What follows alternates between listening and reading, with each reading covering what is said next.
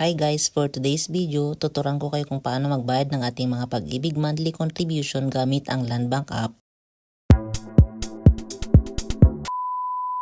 Buksan po natin itong Landbank app at i-ready na po natin ang ating mga Pag-ibig bid number.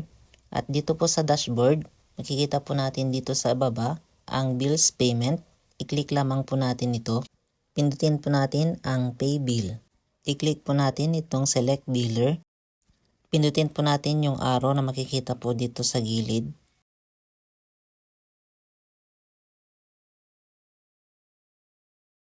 At dito nga po, scroll down lamang po natin hanggang sa makita po natin ang Pag-ibig.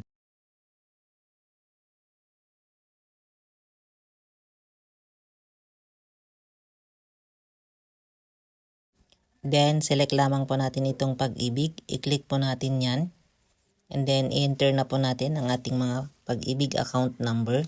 At kapag na-enter na po natin, click po natin itong payment type. At dito, mamimili po tayo kung members contribution, modified Pag-ibig savings, o mga calamity or housing loan ang ating babayaran.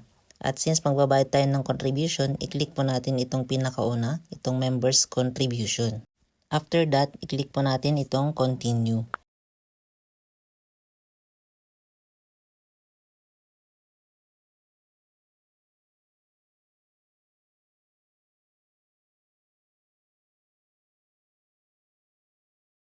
At dito, enter lamang po ang month covered na inyong babayaran po.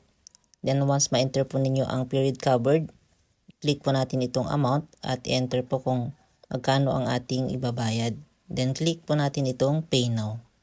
Then i-double check po natin itong information. Click po natin yung maliit na box at pagkatapos ay click po natin itong confirm. Then i-enter lamang po ang 6-digit na marireceive ninyo na OTP sa inyong mga mobile numbers. At ayan na po, makikita po natin na success ang ating transaction. Bali magre-reflect po yan 1 to 2 days sa inyong mga account. At ganyan lamang po kadali ang magbayad sa ating mga Pag-ibig account gamit itong Landbank app. At kung may natutunan kayo sa ating tutorial, huwag makalimutan pinutin ang subscribe button at bell all para lagi po kayong updated sa lahat ng ating mga bagong content.